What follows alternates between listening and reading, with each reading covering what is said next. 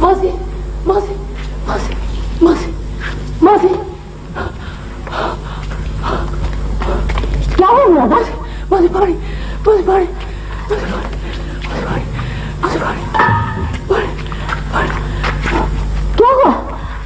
मासी मासी रानी रानी क्या हुआ रानी? मासी मासी रानी को लोग उठाकर ले गए।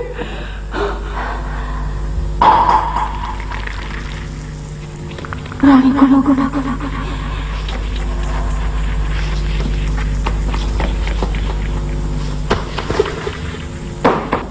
ले माँ, घोड़ी के बदले में लड़की उठा लाया हूँ। हाय अल्लाह, अली मुराद ये तूने क्या किया? तूने तो हरे दरख्तों में आग लगा दी। क्या देखते हो चाचा? मैं पूछता हूँ क्या देखते हो? क्या देखता हूँ? देखता हूँ कौन सी मनूस खड़ी थी जब तुमको भाभी हाजरा ने जन्म दिया था। वो कौन दादन खान था जो तुम्हारा बाप था? तुम मुझे दादन के बेटे नहीं लगते। क्यों चाचा? हम पर बिजली गिराकर पूछते हो क्यों? बाप दादा की कब्रों को आग लगाकर पूछते हो क्यों? जैसे करनी वैसे भरनी।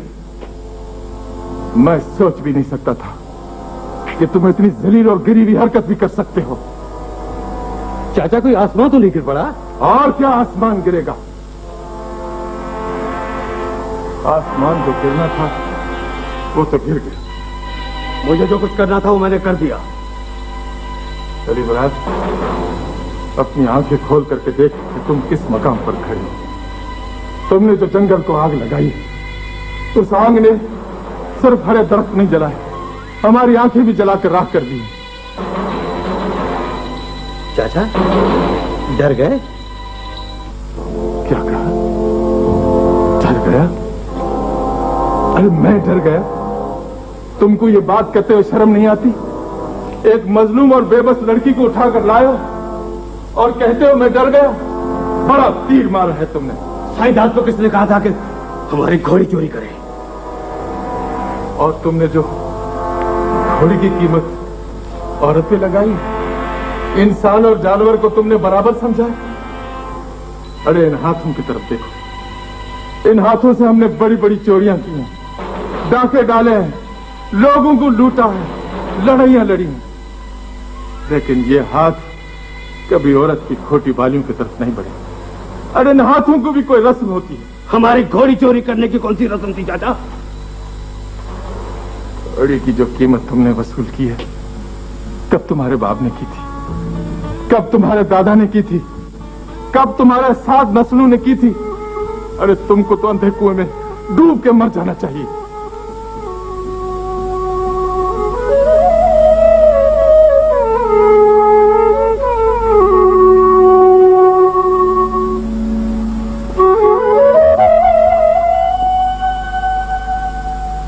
जो होना था वो हो चुका है। तुमने तो कह दिया जो होना था वो हो चुका, लेकिन ये सोचा इस बेचारी का क्या बनेगा? लेकिन तुझे इन बातों का क्या ख्याल होगा? वो तो मेरा दिलेर भाई दादन खान था जो मनु मिट्टी के नीचे सो गया। मेरा न कोई बेटा है न बेटी है।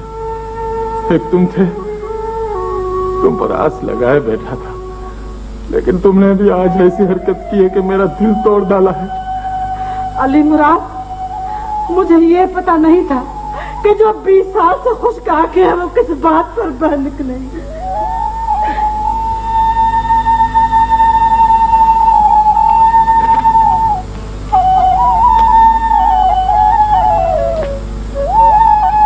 अली मुराद,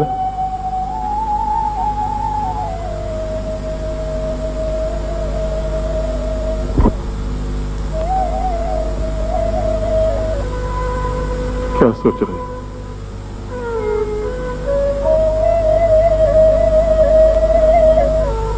बाप दादा की ये रस्म भी भूल गए क्या?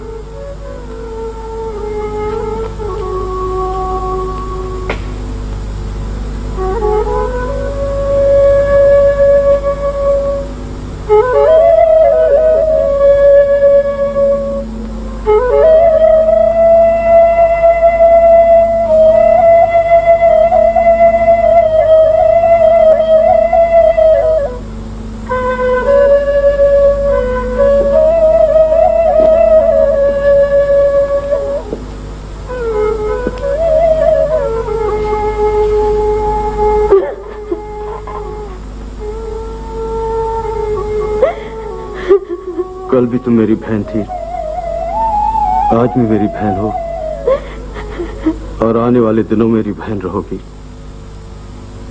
मैंने तो सिर्फ अपनी जिद पूरी की थी। बेटे, अजरखें सिर्फ बहनों के सिरों पे नहीं डाली जाती, मैयतों पे भी डाली जाती है। जाओ दो अजरखें और खरीद करके आओ, एक मेरे लिए और एक अपने सजन के लिए।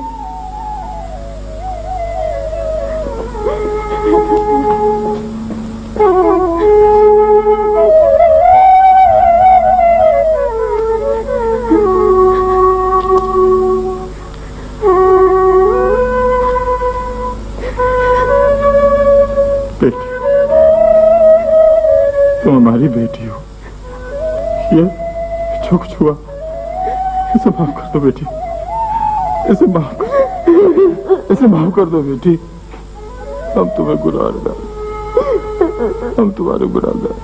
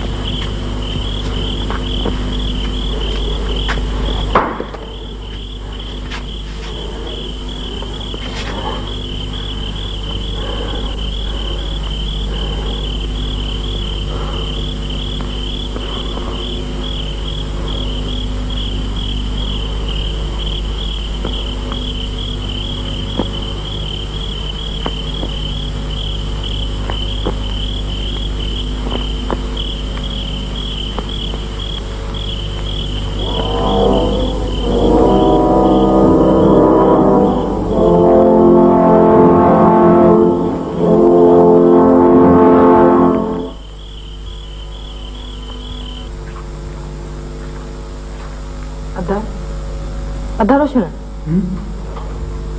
अदा इस तरह घर के कोने में चुपचाप बैठे रहने से कुछ नहीं होता।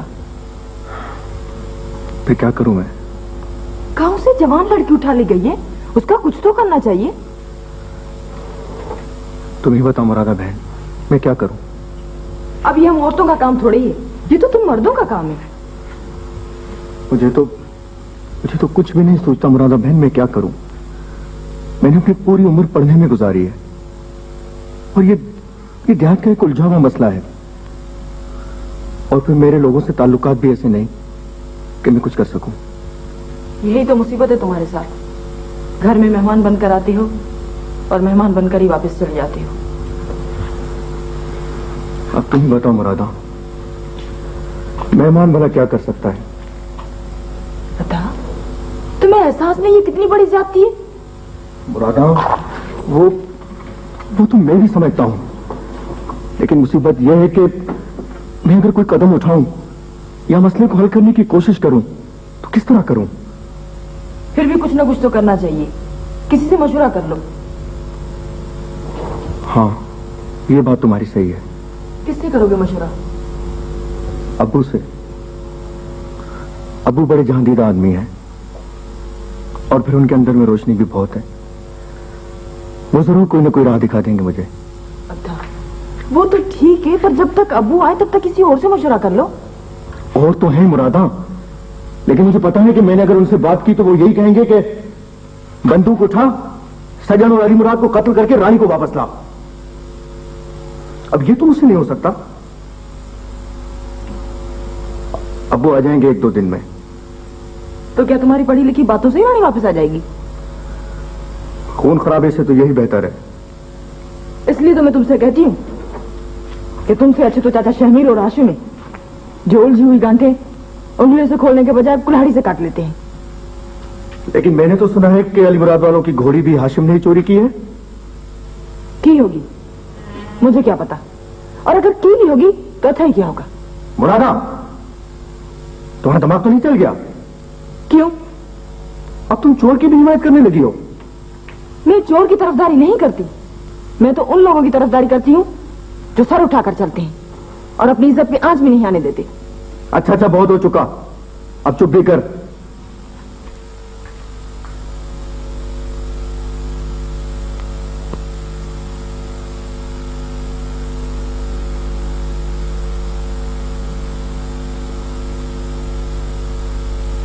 वही बात हुई जो मैंने कही थी। तो भाई, जब अली मुराद वाले बगैर वडेरे से मिले सीधे तुम्हारे घर आए थे, तो मैंने खाली पीली तो एतराज नहीं किया था। मुझे पता है, जब किसी को आगे बढ़ने की जगह मिल जाती है तो फिर वो आगे बढ़ता ही चला जाता है। यूसुफ भाई, मक्खन खान सच कहता है, एक ज्यादती से दूसरी ज्यादती जन्म लेती है। बात है समझ की। मुझे पता था कि जो किसी की इज्जत का खून चख ले तो फिर वो उसका आदी हो जाता है। पर दुख इस बात का है कि गांव के लोगों ने तो खैर कुछ नहीं किया, पर वडेरे दोधे ने भी मेरी बात पे कान नहीं धरा। और अब ये बेइज्जती पूरा गांव भुगत रहा है। हम बाजार में जाकर मुंह दिखाने के काबिल नहीं रहे। नूरुल्लाह खान,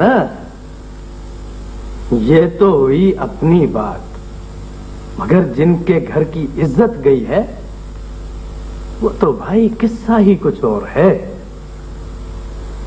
मक्खन खान, मैं तब बोलने का भी नहीं रहा।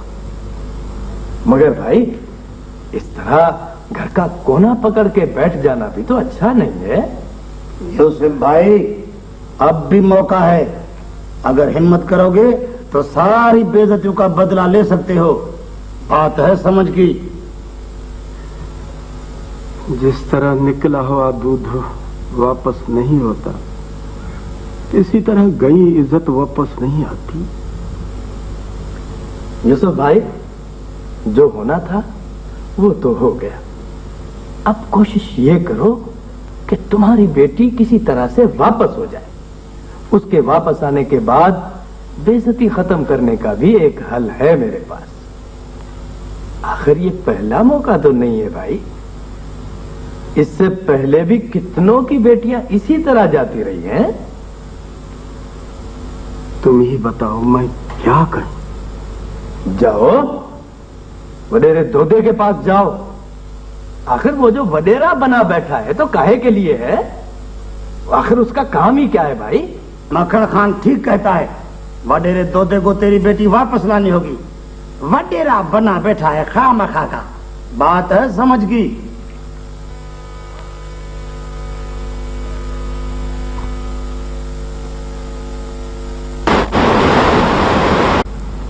हजर बाबन,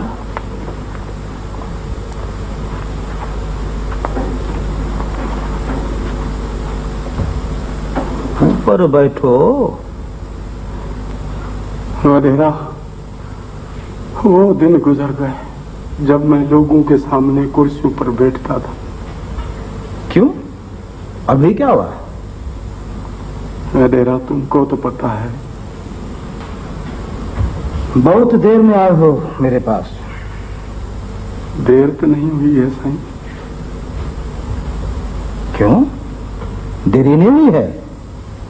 नहीं, कल तो हुआ है सब कुछ। तुमको तो मेरे पास उस दिन आना चाहिए था जब तुम्हारे छोरे साईंदाद ने चोरी करके मुंह पे कालक लगाई थी। वडेरा साईं, जो कुछ होना था सो हो चुका। ये जो जोरावरी करते फिरते हो ना, ये कोई आसान बात नहीं है। इतनी हिम्मत है तो खुद जाके निपटो। क्यों आया मेरे पास? वडेरा, मैं निपट सकता तो तुम्हारे पास क्यों आता? हाँ, तुम्हारा कसूर नहीं है, जमाना नहीं ऐसा है। ये छोरा जो अंडे से फूटता है सब ऐसे ही करते हैं।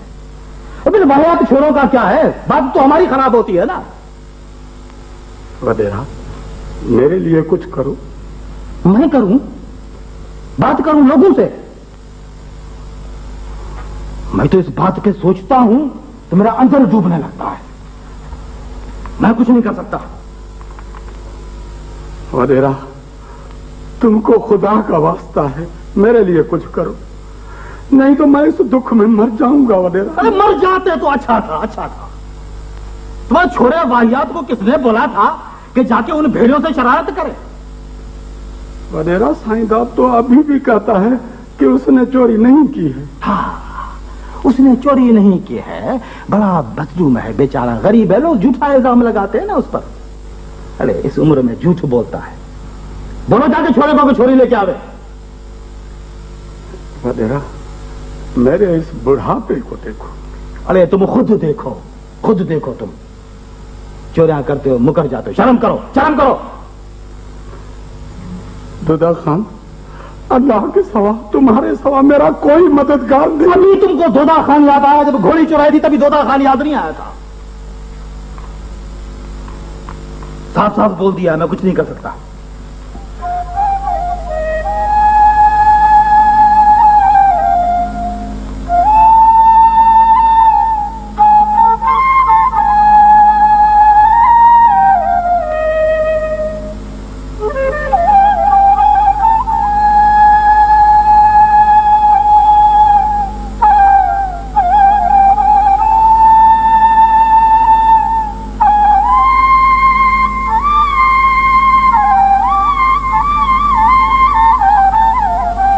छोरा जी बाबल, अंदर से पेन और कागज लेके आओ। हाजिर बाबल। मैं तुमको चिट्ठी लिख के देता हूँ सरदार सावण खान के नाम। ये लेकर सीधा जाओ उसके पास। मेहरबानी साईं, मेहरबानी। मेरी रानी, न जाने तू कहाँ होगी मेरी बच्ची।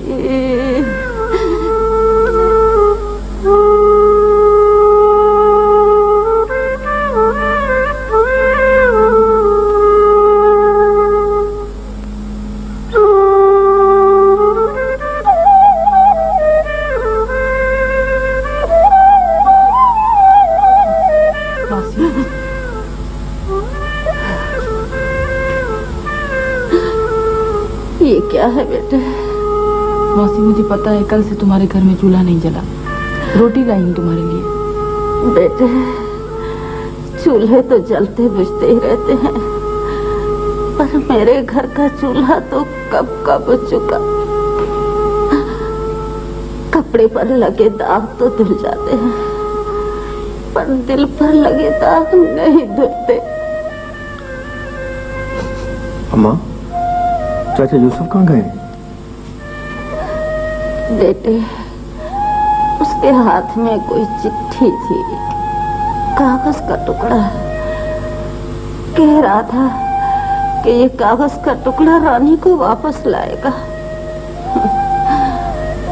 अब बेटियों के भाग्य भी कागज के टुकड़ों पर बनाए और बिगाड़े जाते हैं। अब क्या कागज का टुकड़ा है और क्या हमारी बेटी। अम्मा, साईंदास भी चाचा यूसुफ के साथ गए क्या? नहीं बेटे, वो तो अब ख्वारी की वजह से गांव में आता ही नहीं। पता नहीं कहाँ जंगलों में मारा मारा फिरता होगा। बेटे, हमारी झोपड़ी की लकड़ियां तो एक एक करके टूटती चली जा रही हैं। हम आप फिक्र न करें, अल्लाह ने चाहा तो रानी वापस लौट आएगी।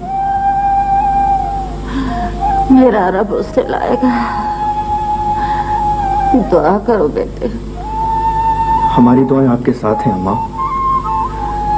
अम्मा, थोड़ी सी रोटी खा लो ना। खाऊंगी मेरी अम्मा, खाऊंगी। भला खाने के बगैर भी कोई जीता है? घर का एक फर्द मर जाए तो एक दुख होता है, पर ये जिंदा लोगों के दुख तो के ही होते हैं बेटे। बस करो मासी, बस करो। रानी, धीय रानी,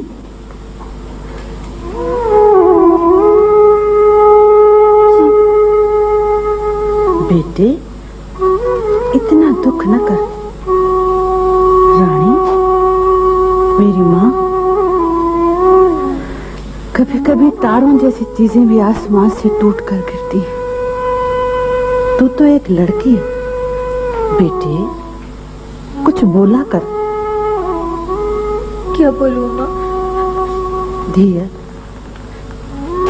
अंदर के दरवाजे को ताला लगाकर बैठ जाने से कुछ भी हासिल नहीं होगा। फिर दुख ये तो दरवाजा खटखटा कर नहीं आते, दरवाजा तोड़ कर अंदर घुसते। जी बेटे। माँ मेरी, तुम्हें रब का वास्ता है, मुझे मेरे घर पहुंचा दो। मैं तुम्हारे पाँव पड़ती हूँ, मुझे मेरे घर पहुंचा दो, मुझे मेरे घर पहुंचा दो।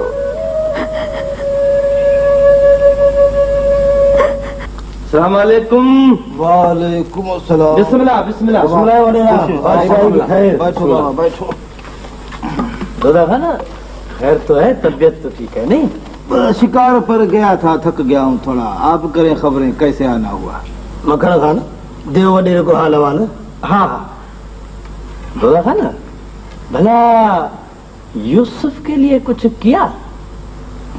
कुछ किया तो है। क्या?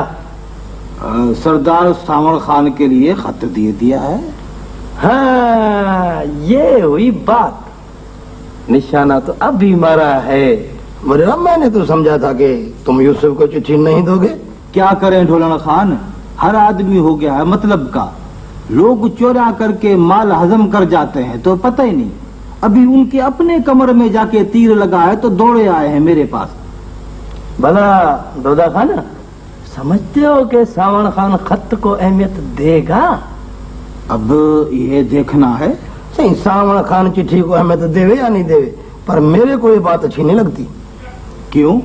वो इसलिए साईं कि कागज के टुकड़े ये काम नहीं करते, ये काम तो फौलाद के टुकड़े करते हैं, फौलाद के। बात है समझ की। ढोलन खान, जमाना गया है बदल। उन्हें वक्त गया जब कुल्हाड़ी की धार और बंदूक की नाली चलती थी। अभी कागज की चलती है, कागज की। लोगों को तो लग जाता है जंग। सही, अब अगर खत की वजह से लड़की लौट भी आए तो मजा नहीं आएगा। तो फिर मजा भला किस बात में आएगा? सही, मजा तो इसमें आएगा कि जिस तरह वो लड़की को उठा कर ले गए, लड़की उस तरह लौटे।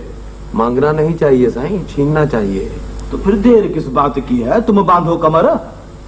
बादशाह मारा क्या जाता है, कमर तो वो बांधे जिनकी गई है। उनको देखा है मैंने, उनमें इतनी हिम्मत होती तो मेरे पास आकर मिन्थे करते क्या? हाँ,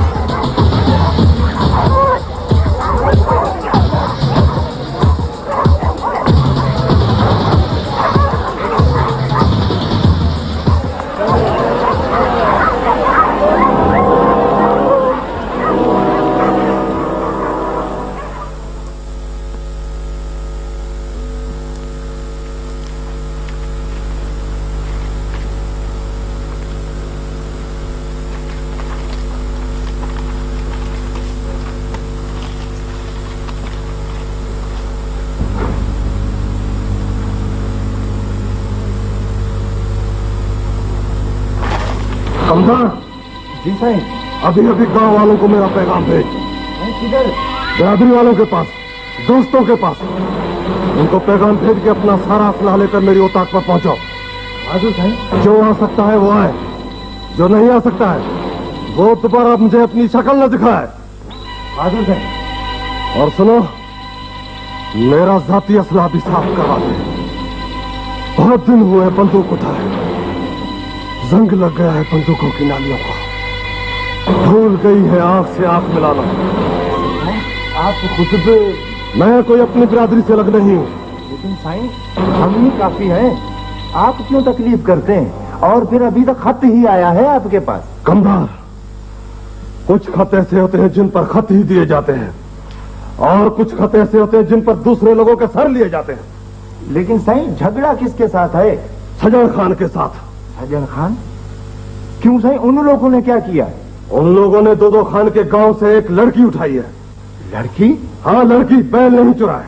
लेकिन साईं, सजन खान वालों का सरदार शेर मोहम्मद खान था, आपका यार है। यार या इज्जतों से कम है। लेकिन सरकार, पहले बात तो करें शेर मोहम्मद खान से। बातों के दरवाजे शेर मोहम्मद खान वालों ने बंद कर दिए हैं। सरकार, पहले असल मामले की जांच लेनी चाहिए। तुम्हारा मतलब है दो खान झूठ बोलता है? नहीं साईं, मैं ये नहीं कहता हूं तो दो खान झूठ बोलता है। बाकी जो कुछ देखा है उसको मजीद भी देखा जा सकता है। खत देखने के बाद मजीद किसी शय को देखने की जरूरत नहीं है। साईं, शेर मोहम्मद खान आपका प्यारा दोस्त है साईं। लेकिन ज्यादती शेर मोहम्मद वालों की है। आपका मतलब है साईं, तो लड़की शेर मोहम्मद खान ने उठवाई है क्या? सजन खान शेर मोहम्मद खान की बात से 1 इंच भी बाहर नहीं जा सकता। लेकिन साईं, अगर झगड़ा होएगा तो इसी आग में गांव के गांव जल जाएंगे, घर के घर उजड़ जाएंगे साईं, और हम लोग पत्तों की तरह बिखर कर रह जाएंगे। काम ही ऐसा किया है उन लोगों ने। साईं, इतना बड़ा कदम उठाने से पहले जरा ठंडी दिल से गौर तो करें, ठंडी दिल से सोचें साईं।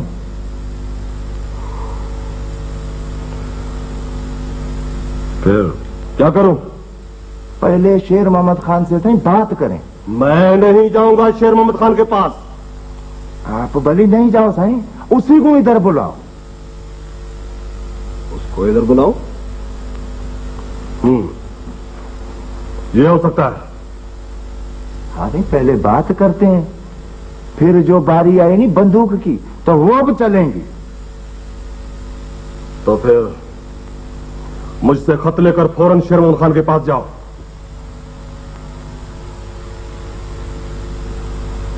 जरिया। जी साईं। क्या बात है? साईं, मेरा को खबर नहीं है। तुम तो उसके राजदार मुलाजिम हो, तुम्हें तो जरूर मालूम होना चाहिए। बहुत गुस्से में लिखा हुआ खत है। साईं, वो तो ठीक है, पर खत से ज्यादा एक लफ्ज भी मेरे को खबर नहीं है। ताज्जुब है। साईं, भला अभी मेरे को मोकल है?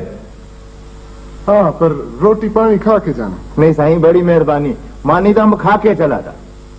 सलाम अलैकुम। वालेकुम साईं, सलाम अलैकुम। वालेकुम सलाम।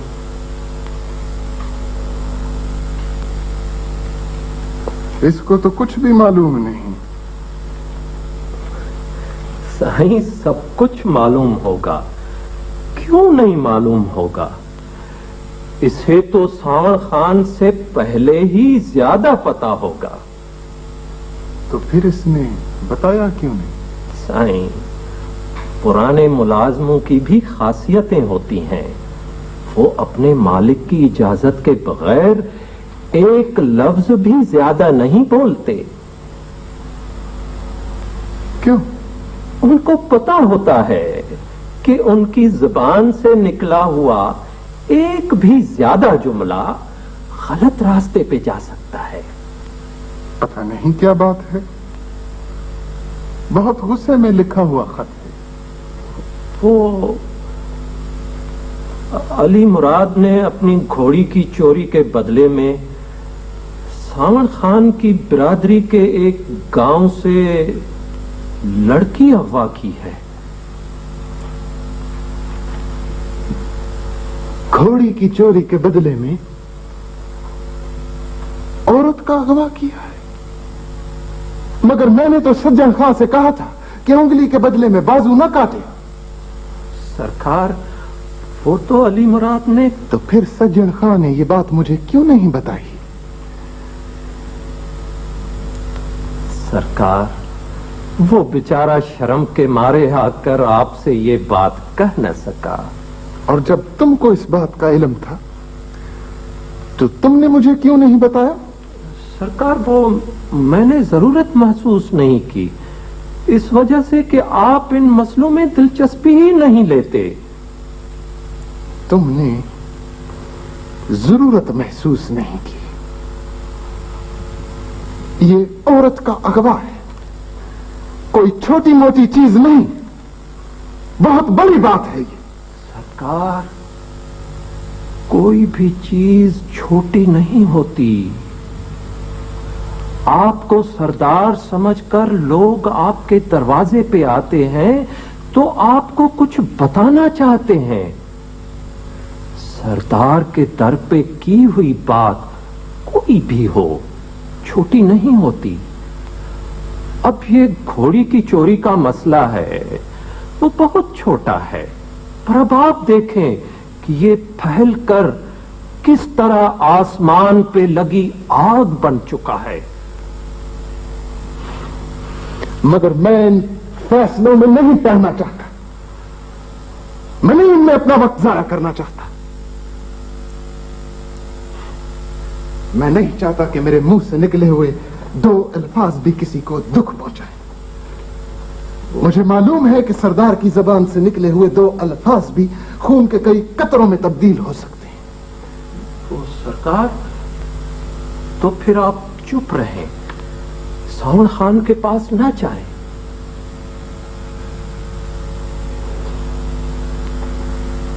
मगर मेरी खामोशी भी तो ये मसला बिगाड़ देगी। सरकार, आपकी खामोशी इस मसले को और बढ़ाएगी। आप हरकत करेंगे तो शायद ये बात आगे न बढ़े। ठीक है, ठीक है, तुम अभी जाओ सज्जन खां के पास और उसको बोलो कि अपनी पहली फुर्सत में मेरे पास आए। जी सरकार।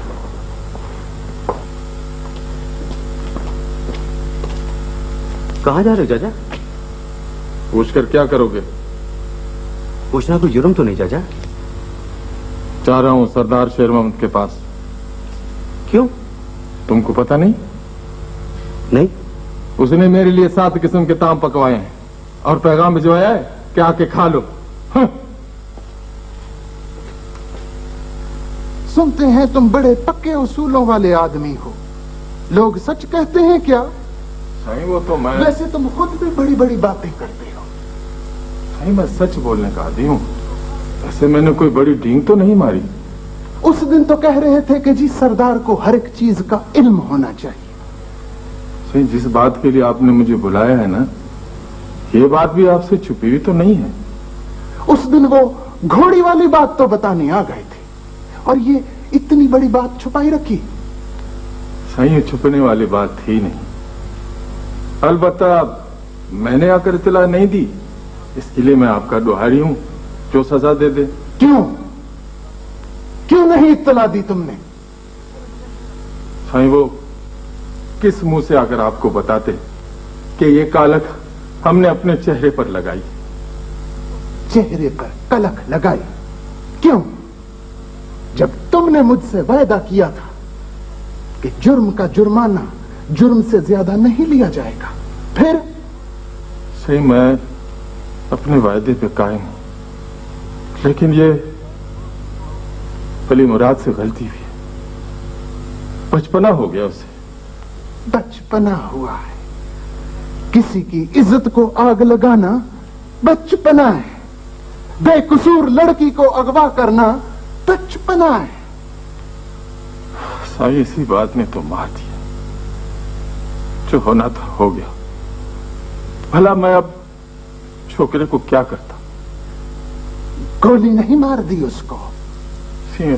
वो है इसी लायक। आप हुक्म करें, मैं उसे बिला झिझक गोली मार दूंगा, ताकि मुझे शर्मिंदा तो न होना पड़े। शर्म नहीं आती तुम लोगों को? तुम्हारी आंखों का पानी मर गया है।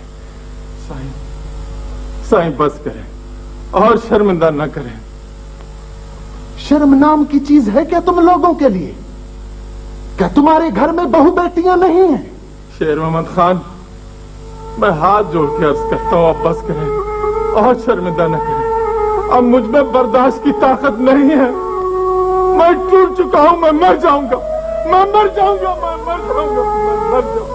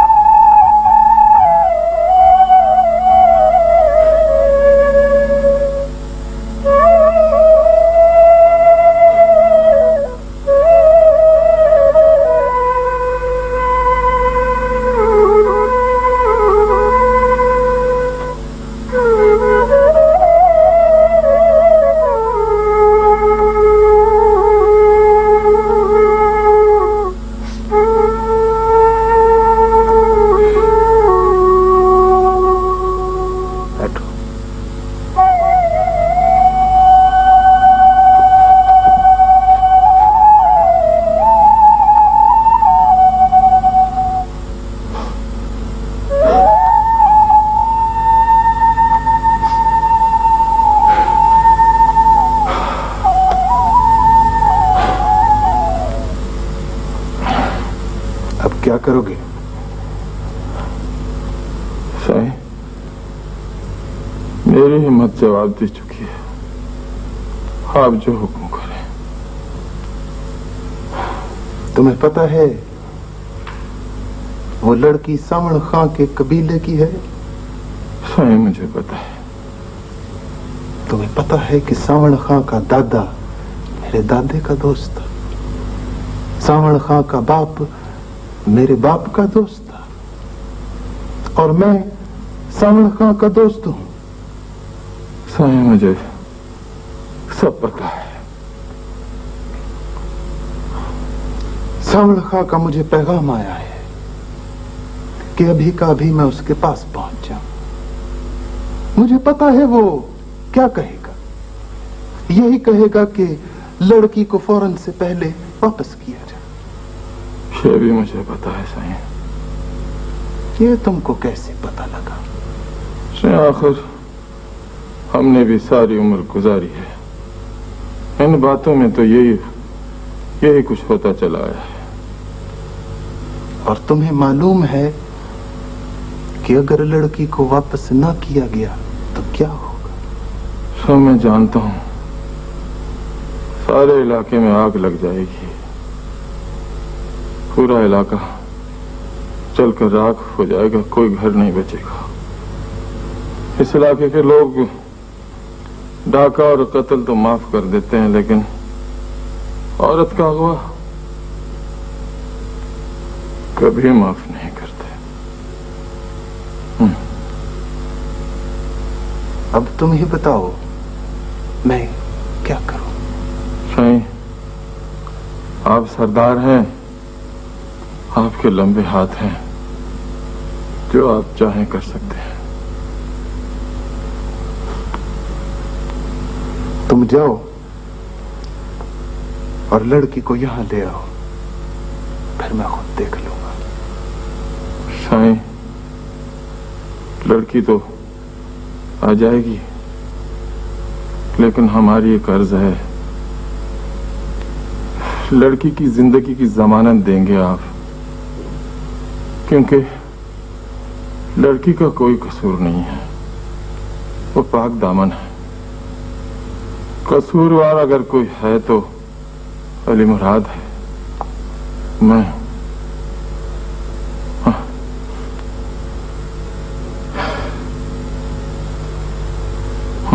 ठीक है, तुम जाओ।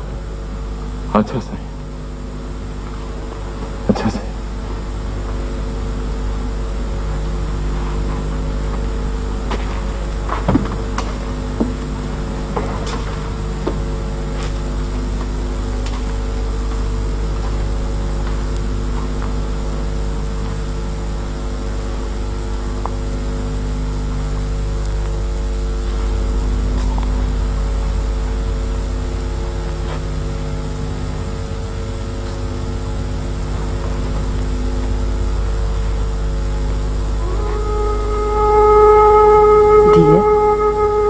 जो मेरे बेटे से गलती हुई है वो हमें माफ कर दे, और जो कुछ हुआ है उसे किस्मत का लिखा समझकर भूल जाओ।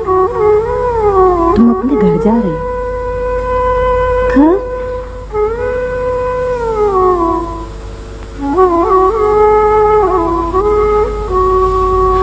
हाँ माँ। भाई देर हो रही है, बेटी को बाहर ले आओ। चलो।